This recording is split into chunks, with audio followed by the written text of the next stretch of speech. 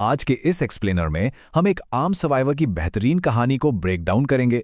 हम देखेंगे कि कैसे एक डर से भरा शख्स बिल्कुल किसी एनिमे के प्रोग्रेशन की तरह अपनी जान बचाने से लेकर एक एक्टिव टैक्टिकल फाइटर बनने तक का सफर तय करता है। ये एक जोरदार लिट आरपीजी सर्वाइवर जर्नी होने वाली है। कहानी के शुरू में ही हमारे प्रोटैगनिस्ट थॉमस की हालत बहुत खराब है। सोचिए, 3 दिन से एक स्कूल की छत पर फंसे हैं, खाने पीने को कुछ नहीं, और नीचे ऐसे अग्रेसिव ज़ॉम्बीज़ घूम रहे हैं जो आम इंसान की तरह तेजी से दौड़ सकते हैं। उसके दिमाग में बस एक ही ख्याल आता है, मैं मरने वाला हूं, है ना?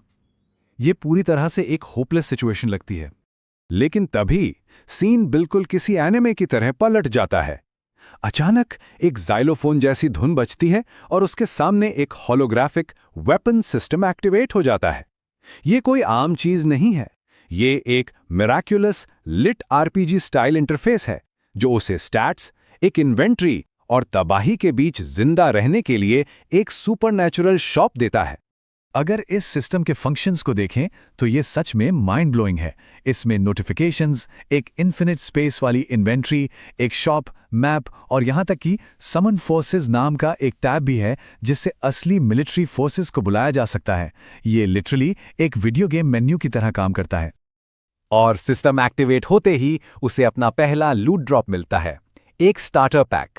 इसमें एक Bareta M9 pistol, extra magazines, self heating MREs यानी खाना, पानी और फर्स्ट एड किट्स मिलते हैं। अब वो निहत्था नहीं है, अचानक से उसके पास जिंदा रहने का एक सॉलिड चांस आ गया है। अब इस सिस्टम की सबसे दिलचस्प बात इसकी डुअल करेंसी इकोनॉमी है। इसमें 2 तरह की करेंसीज हैं। एक है ब्लड कॉइन्स जो ज़ॉम्बीज को मारने और क्वेस्ट्स पूरी करने पर मिलते हैं, जिससे आप वेपन्स खरीद सकते हैं, और दूसरी है सोल्स जो लिविंग बीइंग्स से हार्वेस्ट होती हैं। इन सोल्स का इस्तेमाल आगे चलकर अलाइज को समन करने के लिए होगा। समनिंग का ये मैकेनिक्स एंड गेम के हिसाब से कितना पावरफुल है आप खुद ही देख लीजिए। 1 सोल से इन्फेंट्री, 10 से स्पेशल फोर्सेस और 50 सोल से सीधे एक जनरल को बुलाया जा सकता है। पर यहाँ एक बहुत बड़ा कैच है। थॉमस को जल्दी ही पता चलता है कि इन फोर्सेस को समन करने के लिए उसे लेवल 10 तक पहुंचना ही होगा। लेवल 10 तक पहुंचने के सफर में उसके सामने पहला क्वेस्ट आता है, 50 ज़ॉम्बीज को मारना। और इसका रिवॉर्ड एकदम गेम ब्रेकिंग, सीधे 40,000 ब्लड कॉइन्स और 100 सोल्स। ऐसा रिवॉर्ड किसी की भी किस्मत पलटने के लिए काफी है। तो चलिए अब फर्स्ट ब्लड बेरेटा टैक्टिक्स की तरफ बढ़ते हैं और देखते हैं कि ये सब शुरू कैसे होता है।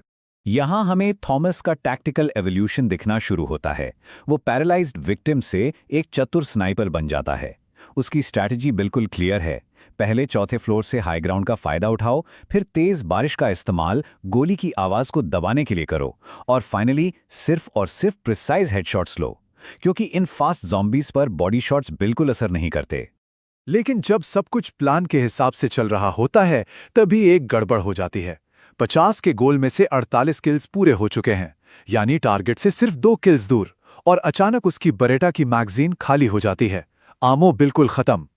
अब ऐसे टाइम पे कोई भी पैनिक कर जाएगा, राइट? पर थॉमस नहीं। वो तुरंत अपने लिट आरपीजी इंटरफेस का इस्तेमाल करता है। पहले सेकंड में गन खाली होती है, तीसरे सेकंड में सिस्टम से टिपाती है, और 15वें सेकंड तक वो शॉप से सिर्फ 10 ब्लड कॉइन्स देकर 30 एक्स्ट्रा 9 मिलीमीटर राउंड्स खरीद लेता है। एक्टिव कॉम्बैट में ये अडेप्टेबिलिटी सच में इंप्रेसिव है। आखिरकार क्वेस्ट पूरा होता है और 40,000 कॉइन्स अकाउंट में आ जाते हैं। इस बैटल के बाद वो आराम से अपना चिकन और राइस MRE खाता है। ये पल उसके माइंडसेट में एक बहुत बड़ा शिफ्ट लाता है। अब बात सिर्फ जिंदा बचने की नहीं रह गई है। अब उसने लेवल 10 तक पहुंचने के लिए ग्राइंड करने का पूरा फैसला कर लिया है। अब आता है इस कहानी का अगला पड़ाव, एस्केलेशन, दी MP5 अपग्रेड। सिस्टम तुरंत गेम का लेवल बढ़ा देता है। अगला मिशन है 100 ज़ॉम्बीज का खात्मा। अब क्योंकि दुश्मन दोगुने हो गए हैं, तो लो डैमेज वाली 15 राउंड बरेटा M9 से काम नहीं चलने वाला। इसलिए थॉमस अपनी स्ट्रैटेजी अपग्रेड करता है और 1500 कॉइन्स खर्च करके एक rapid fire Heckler and Koch MP5 sub machine gun खरीद लेता है। ये वेपन उसके कॉम्बैट को पूरी तरह से बदल देता है। अब वो एक एक ज़ॉम्बी को टारगेट करने के बजाय रैपिड फायर बर्स्ट मोड का इस्तेमाल करता है, जिससे वो एक ही बार में 4-4 ज़ॉम्बीज के ग्रुप्स को इजीली गिरा पाता है। ये क्राउड कंट्रोल के लिए एक गेम चेंजर टैक्टिक बन जाती है। पर एक कहावत है ना कि किस्मत हमेशा साथ नहीं देती। यहां नेचर उसके खिलाफ हो जाती है। जो हैवी रेन अब तक उसकी गन की आवाज को छुपा रही थी, वो अब कम होकर एक हल्की बूंदाबांदी यानी ड्रिजल बन जाती है। इसका मतलब है कि अब नॉइज डिटेक्शन मैक्सिमम पर है। MP5 सबमशीन गन का शोर इतना तेज होता है कि वो पूरे स्कूल ग्राउंड में गूंज उठता है, और इसका नतीजा बिल्डिंग के हर एक कोने से ज़ॉम्बीज आने लगते हैं। बिल्कुल वर्ल्ड वॉर Z मूवी के उस फेमस सीन की तरह, जहां ज़ॉम्बीज दीवार के पास एक के ऊपर एक चढ़कर एक यूनिफाइड होड बना लेते हैं। और ये हमें एक बेहद टेरिफाइंग क्लिफ हैंगर पर लाकर खड़ा कर देता है। ज़ॉम्बीज लिटरली एक दूसरे के ऊपर चढ़कर दीवार फांदने की कोशिश कर रहे हैं। तो अब सबसे बड़ा सवाल यह है, क्या ये लिट RPG स्टैट बूस्ट्स और नई रैपिड फायर पावर इस इवॉल्विंग अनडेड होड को रोक पाएगी? क्या सिर्फ प्योर फायर पावर के दम पर एक अवेकेंड सर्वाइवर इस तबाही से जिंदा निकल पाएगा? ये सोचने पर मजबूर कर देता है ना? इस विश्लेषण में बस इतना ही। Technology successfully cured Thomas's despair and granted him the agency to fight back. By optimizing his ability to kill, the system simultaneously escalated his reality, launching him out of isolation and into a